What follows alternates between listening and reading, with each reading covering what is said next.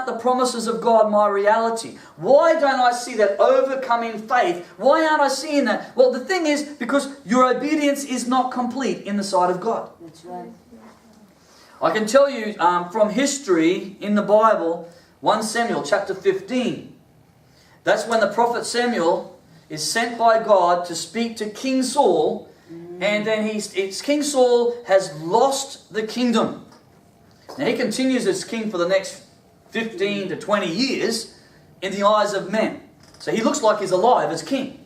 He looks like he's got all the armies, he's got the palace, he's got the authority given by men. But see, what happens is the authority given by God is taken away this day. That's right, yeah. So in the eyes of men, he looks alive. He looks like a powerful king with a powerful army. But in the eyes of heaven, God, the angels and the demons, Saul has now lost his kingdom of heaven authority. That's right, yeah. Okay? And so what happens is Samuel is sent to King Saul to confront him. And you can read that 1 Samuel chapter 15.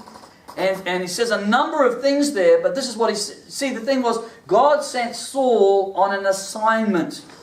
And God said, you need to wipe out all of the enemies, the Amalekites, the enemies of Israel. You need to wipe out every single one of them. Men, women, children, everything. And because he didn't do that, by the way, the rest of the history of Israel, the Amalekites kept tormenting and attacking and causing problems for Israel. Right throughout the history until today. Now you'll see that in the Middle East, the descendants. So Saul was asked right back then to wipe them all out so that that curse would not come on Israel. So what Saul does is he wipes out all of the soldiers and whatever, but he keeps a king for himself because he wants the king as his trophy, you see. And they keep the best of the women for themselves as servants, and he keeps the best of all of the animals for himself. In other words, he half obeys God. But he thinks, when he meets Samuel, he says to Samuel, welcome. I have fully obeyed the Lord. So in his own mind, he was thinking he is 100% fully obeyed God. And then Samuel looks at him and says, if you fully obeyed God, what is the bleating of sheep and the mooing of the cows that I hear? You're supposed to sacrifice all of them to God. They're supposed to all be given over to God. And there's cows and there's goats and there's all of these servants over there that you've taken.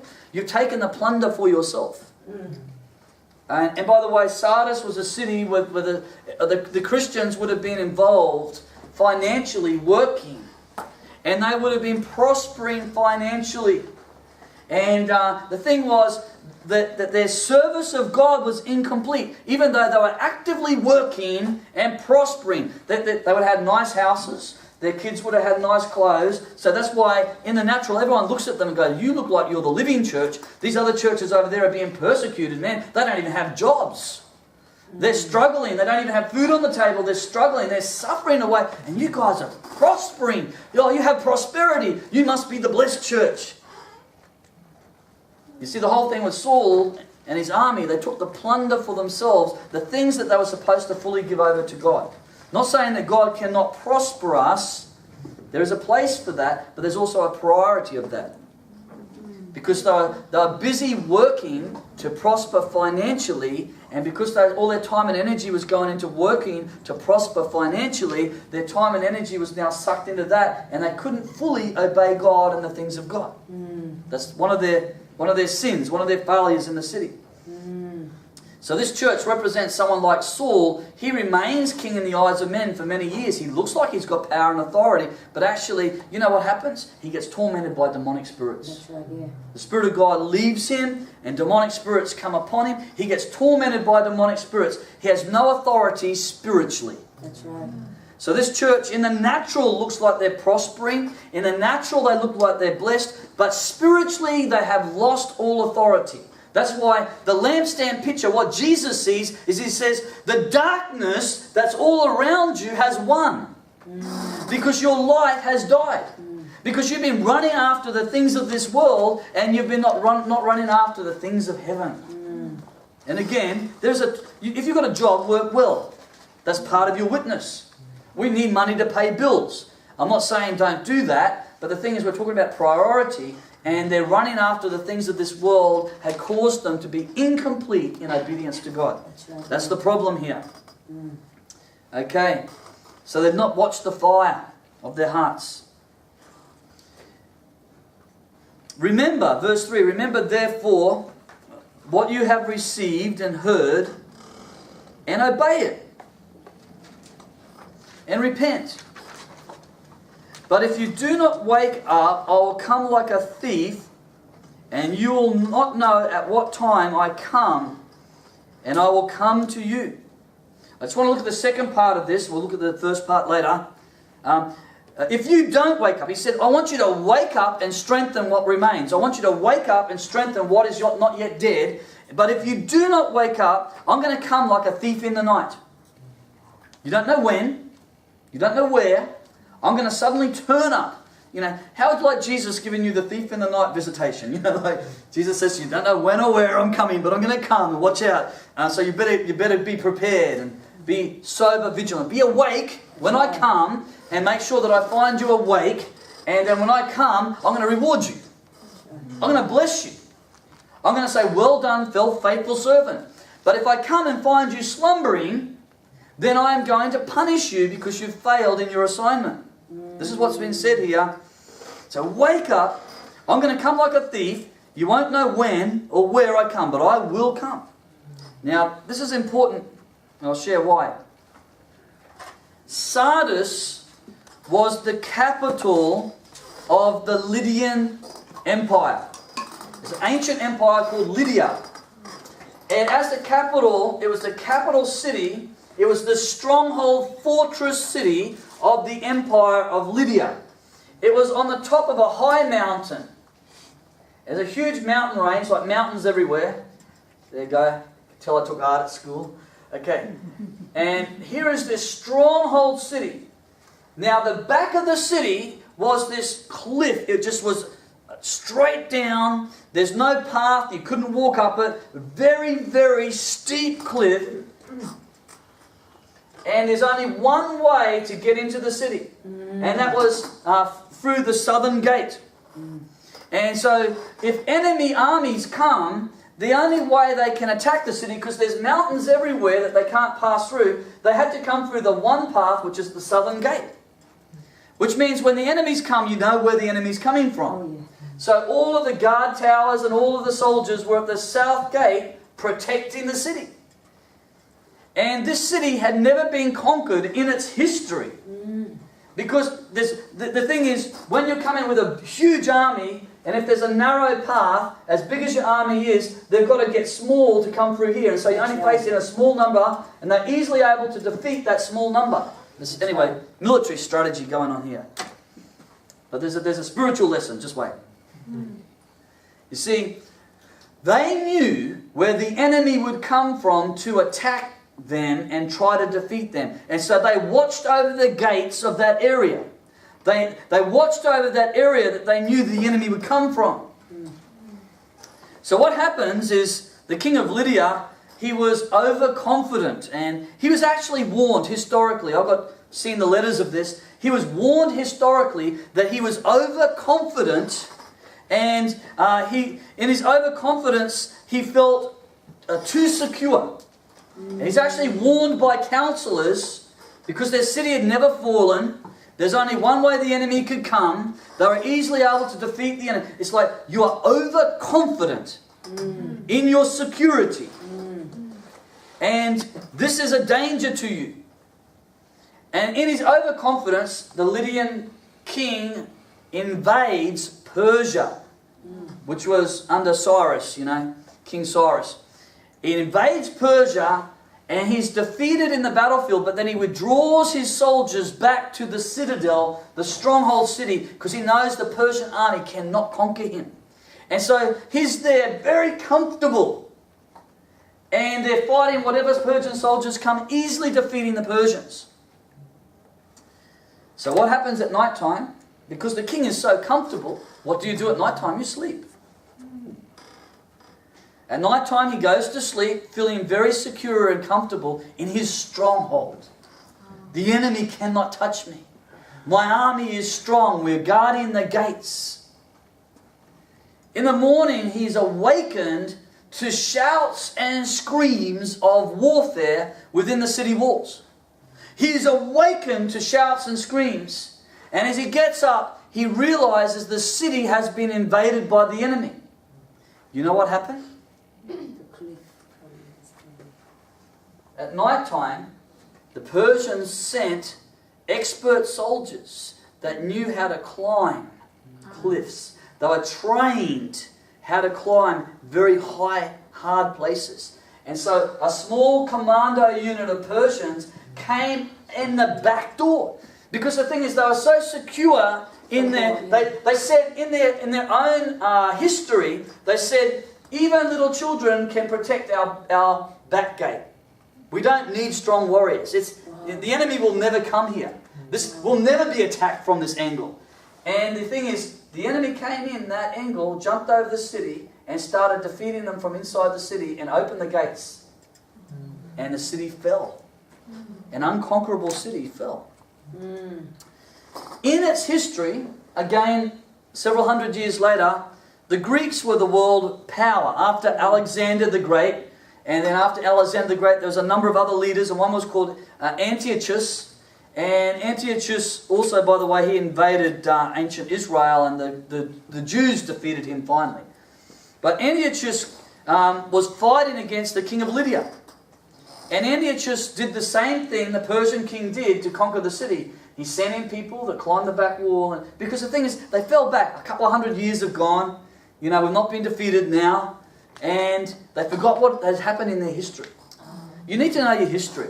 That's right. Where has the devil defeated you before? That's right. What works? You know, if you were the devil, what would you do to defeat you? Yeah. Have you ever thought about that? And the thing is, they forgot their history, they forgot the lesson they should have learned from the past failure, and then the Greeks did the same thing and conquered the city again. And so here is the point. Edsov also says, for a young new Christian, the enemy will attack you through your weakness. And most Christians, as they're growing up in the Lord, you learn what your weakness is. You know, some people have a weakness when it comes to money. Some people have a weakness with pride or anger. And some people have a weakness with lust. We all have different weak areas. And so a young Christian can get attacked and defeated because they're weak in that area. But what happens is you learn as you grow in God where the enemy can attack you. You learn what your weakness is, and so you put up a spiritual guard over your gates in that area. I need to guard and protect my eyes from looking at certain things. Or, you know, I know that I've fallen in the past in that way, so I've got to be careful. And so you guard your weak area. You know, if you're someone that is easily discouraged, then you start to learn that you need to guard the gates. So do not let yourself fall into discouragement again. That's right. You know, and so what happens for a mature Christian, however, Satan cannot defeat them in their area of weakness, because even if it is still a weakness, they're guarding and protecting that area. They're watching over it. They're accountable. They've got other people praying for them. And they're saying, I have to really watch this thing. If a person was an alcoholic, they know alcohol is their weakness, and then they grow as a Christian. They say, I can't even have one sip of alcohol because I know if I do, I'm lost. And so they will guard themselves not to even touch alcohol. Don't even sit with someone drinking alcohol. You guard that area. But see, for a mature Christian, they're doing that now. The enemy can't get them through their weakness. So what he'll do is he'll come through the shadow of your strength. Sure. Because the shadow of your strength is where you become overconfident. You become too secure. And what happens is you start to slumber. Oh, I'm strong, you know. Some of you have heard my story where there's a pastor I know, a friend, and in his life he'd received several opportunities to lead churches, and 3 times he fell. 3 times. And the reason he fell 3 times is a slightly different reason each time. But the 3rd time he fell, I was there, and what happened, he was counselling. He's got a gift of counselling. And as a counsellor, you know, he was a very happily married man, and he wasn't someone that was being sexually tempted all the time. And so he was very secure and comfortable and confident that he would not fall morally. And so when he was counseling women, he'd be sitting in a room alone with this woman.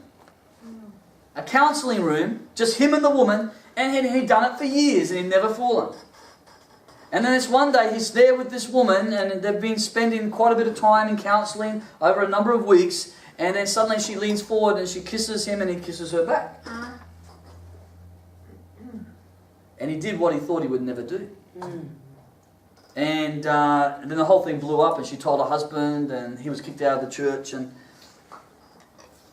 sad story. And I met him afterwards and I said, well, what can we learn from this? Because, by the way, when you make a mistake, if you learn from your mistake, you can guard and protect yourself for the future. That's what we're talking about here. If they'd learnt when they fought the Persians, then the Greeks could not have conquered them. Okay. So I said, what can we learn from this? Why do you think you made this mistake? And he said to me, you know what, I've been thinking about this a lot, praying over this the last few weeks. And he said, I don't really struggle with lust. Lust issues aren't my major issue. I don't struggle with that. And so I'm saying, well, God, why did I fall like that? And he said, the only thing I could come to as a conclusion is that I was overconfident, my guard was down, and then she kissed me and I kissed back. And instantly I knew I did something wrong, but I'd done it.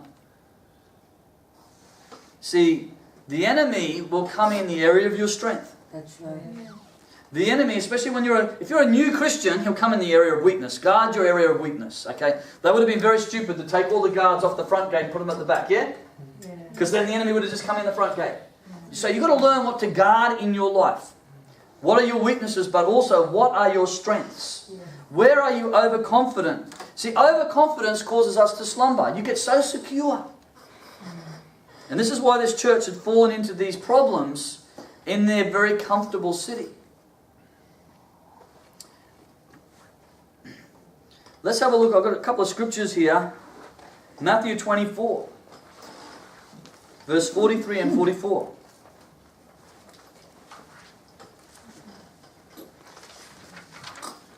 The words of Jesus. I love preaching the words of Jesus, power and authority from Him. It's His opinion. Let's start with 42. Therefore you need to keep watch, because you do not know what day your Lord will come. But understand this, if the owner of the house had known at what time of night the thief was coming, he would have kept watch and would not have let his house be broken into. So you also must be ready, because the Son of Man will come at an hour when you do not expect Him. Now this is interesting. The enemy can come like a thief. The Son of Man can come like a thief with judgment. And sometimes God's judgment, by the way, is allowing the enemy to come into a situation. That's biblical theology. Some people don't like it. But in order to bring God's judgment, sometimes the Lord will allow the devil to come into a person's life and start bringing the judgment. But the thing is, you actually allowed it. That's right. Okay? And so Jesus is saying very carefully here, He says, you need to always keep watch. Guard and protect. Watch over your life. Watch over your church. This church had stopped watching, because they were so busy watching their work, so busy watching the income that they needed to get. That their whole focus, the picture I get is like this. You ever heard the story of the lamb that wandered and got lost? The good shepherd had to go out and find him, and found him in a pit, and he's all caught up in the thorns and in a very bad place. Okay, well, I'll tell you how the lamb got lost in the first place. You see, the lamb was there and he's eating his grass. And the other lambs are there and the sheep are there eating their grass. And they're, I've got to eat. We have to eat. And they're there, I need to eat, I need to eat, I need to eat. And then suddenly what happens is, looks up and thinks, you know what, this grass is very boring. I think this is very dry grass. And he sees over a hill another field, and it's really dark green grass, and there's flowers there. I love eating flowers with my grass. And so that little lamb looks around. The shepherd's looking after his sheep, but that little lamb now stops looking at the shepherd. He moves away from the shepherd, and he starts to follow the green grass. Grass is greener on the other side of the fence, And so he goes over. It's the yellow flowers that I want. And And so he goes over to that other hill and he starts munching on the flowers and the grass. And before long he realizes, this is really dry and not that tasty actually. And then he sees over another hill even greener grass and even more beautiful flowers. And so then he wanders over to the next hill, and then he wanders over to the next hill until he ends up in a pit. The wolf is coming, he can hear the wolf coming, he's caught in a pit, and he caught in the thorns and the thistles. He wandered away from the shepherd because he was thinking about feeding his belly.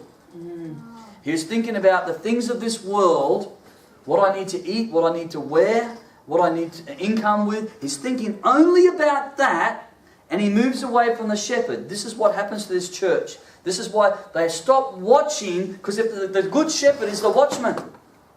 And he's watching, and so if they stay close to him and they're watching with him, they're safe. But they moved away because the things of this world became their priority. Okay, that's the first scripture. And so Jesus is saying that, make sure, you want to be the person that when he comes, that you're awake, waiting for him. Okay. The next verse we need to look at, 1 Thessalonians chapter 5. 1 Thessalonians chapter 5.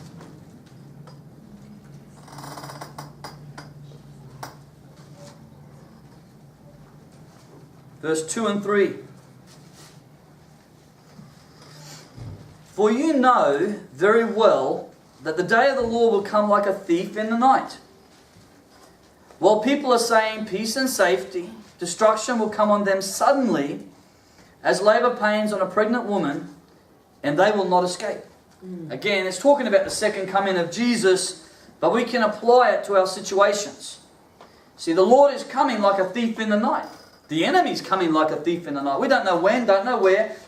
Thieves don't call you up and say, I'm coming at 1 a.m, just be ready for me. I'm going to come and steal the stuff out of